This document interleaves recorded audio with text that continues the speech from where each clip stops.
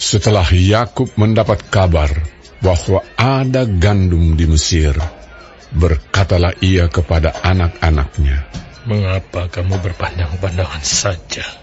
Lagi katanya, "Telah kudengar bahwa ada gandum di Mesir. Pergilah ke sana dan belilah gandum di sana untuk kita, supaya kita tetap hidup dan jangan mati." Lalu pergilah 10 orang saudara Yusuf untuk membeli gandum di Mesir. Tetapi Yakub tidak membiarkan Benyamin, adik Yusuf, pergi bersama-sama dengan saudara-saudaranya, sebab pikirnya, jangan-jangan ia ditimpa kecelakaan nanti. Jadi di antara orang yang datang membeli gandum, terdapatlah juga anak-anak Israel, sebab ada kelaparan di tanah Kanaan. Sementara itu, Yusuf telah menjadi mangku bumi di negeri itu. Dialah yang menjual gandum kepada seluruh rakyat negeri itu. Jadi, ketika saudara-saudara Yusuf datang, kepadanya lah mereka menghadap dan sujud dengan mukanya sampai ke tanah. Ketika Yusuf melihat saudara-saudaranya, segeralah mereka dikenalnya. Tetapi ia berlaku seolah-olah ia seorang asing kepada mereka. Ia menegur mereka dengan membentak, katanya, "Dari mana kamu?" Jawab mereka, "Dari tanah Kanaan, untuk membeli bahan makanan." Memang Yusuf mengenal saudara-saudaranya itu, tetapi dia tidak dikenal mereka. Lalu teringatlah Yusuf akan mimpi-mimpinya tentang mereka. Berkatalah ia kepada mereka, "Kamu ini pengintai. Kamu datang untuk melihat-lihat di mana negeri ini tidak dijaga." Tetapi jawab mereka, "Tidak, Tuanku. Hanyalah untuk membeli bahan makanan. Hamba-hambamu ini datang." "Kami ini sekalian anak dari satu ayah. Kami ini orang jujur. Hamba-hambamu ini bukanlah pengintai." Tetapi ia berkata kepada mereka, "Tidak.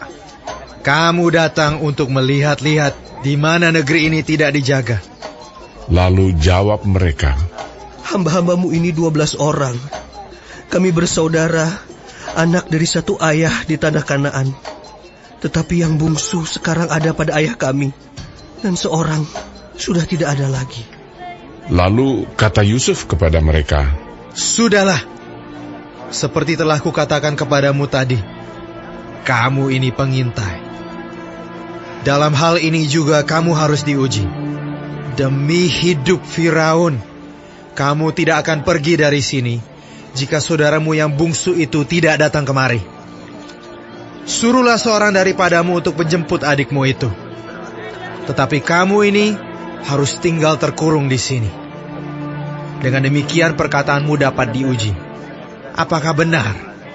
Dan jika tidak, demi hidup Firaun, sungguh-sungguhlah kamu ini pengintai." dan dimasukkannya mereka bersama-sama ke dalam tahanan 3 hari lamanya. Pada hari yang ketiga berkatalah Yusuf kepada mereka, "Buatlah begini, maka kamu akan tetap hidup. Aku takut akan Allah. Jika kamu orang jujur, biarkanlah dari kamu bersaudara tinggal seorang terkurung dalam rumah tahanan. Tetapi pergilah kamu, bawalah gandum untuk meredakan lapar seisi rumahmu.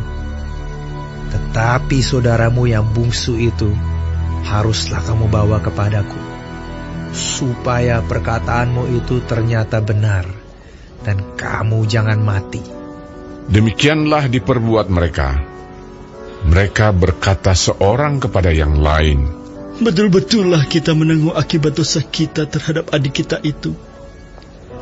Bukankah kita melihat bagaimana sesak hatinya ketika ia memohon belas kasihan kepada kita?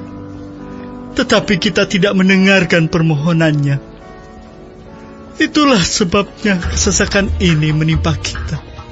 Lalu Ruben menjawab mereka, "Bukankah dahulu kukatakan kepadamu, janganlah kamu berbuat dosa terhadap anak itu? Tetapi kamu tidak mendengarkan perkataanku. Sekarang darahnya dituntut daripada kita. Tetapi mereka tidak tahu bahwa Yusuf mengerti perkataan mereka, sebab mereka memakai seorang juru bahasa. Maka Yusuf mengundurkan diri dari mereka, lalu menangis. Kemudian ia kembali kepada mereka dan berkata-kata dengan mereka. Ia mengambil Simeon dari antara mereka, lalu disuruh belenggu di depan mata mereka. Sesudah itu Yusuf memerintahkan bahwa tempat gandum mereka akan diisi dengan gandum, dan bahwa uang mereka masing-masing akan dikembalikan ke dalam karungnya, serta bekal mereka di jalan akan diberikan kepada mereka. Demikianlah dilakukan orang kepada mereka itu. Sesudah itu mereka pun memuat gandum itu ke atas keledai mereka, lalu berangkat dari situ. Ketika seorang membuka karungnya untuk memberi makan keledainya di tempat bermalam, dilihatnyalah uangnya ada di dalam mulut karungnya. Katanya kepada saudara-saudaranya, Uangku dikembalikan. Lihat, ada dalam karungku. Lalu hati mereka menjadi tawar, dan mereka berpandang-pandangan dengan gemetar, serta berkata, Apakah juga yang diperbuat Allah terhadap kita? Ketika mereka sampai kepada Yakub, ayah mereka, di tanah Kanaan, mereka menceritakan segala sesuatu yang dialaminya. Katanya, Orang itu, yakni yang menjadi tuan atas negeri itu, telah menegur kami dengan membentak dan memperlakukan kami sebagai pengintai negeri itu. Tetapi kata kami kepadanya, kami orang jujur, kami bukan pengintai. Kami 12 orang bersaudara. Anak-anak ayah kami, seorang sudah tidak ada lagi, dan yang bungsu ada sekarang pada ayah kami di tanah Kanaan. Lalu kata orang itu, yakni yang menjadi tuan atas negeri itu kepada kami, dari hal ini aku akan tahu bahwa kamu orang jujur. Dari kamu bersaudara, haruslah kamu tinggalkan seorang padaku. Kemudian bawalah gandum untuk meredakan lapar seisi rumahmu dan pergilah. Lalu bawalah kepadaku saudaramu yang bungsu itu. Maka aku akan tahu bahwa kamu bukan pengintai, tetapi orang jujur. Dan aku akan membalikan saudaramu itu kepadamu. Dan bolehlah kamu menjalani negeri ini dengan bebas. ketika mereka mengosongkan karungnya, tampaklah ada pundi-pundi uang masing-masing dalam karungnya. Dan ketika mereka beserta ayah mereka melihat pundi-pundi uang itu, ketakutanlah mereka. Dan Yakub, ayah mereka, berkata kepadanya, "Kamu membuat aku kehilangan anak-anakku. Yusuf tidak ada lagi, dan Simeon tidak ada lagi. Sekarang Benyamin pun hendak kamu bawa juga. Aku inilah yang menanggung segala-galanya itu." Lalu berkatalah Ruben kepada ayahnya, "Kedua anakku laki-laki boleh engkau bunuh, jika ia tidak kubawa kepadamu. Serahkanlah dia ke dalam tanganku, maka dia akan kubawa kembali kepadamu."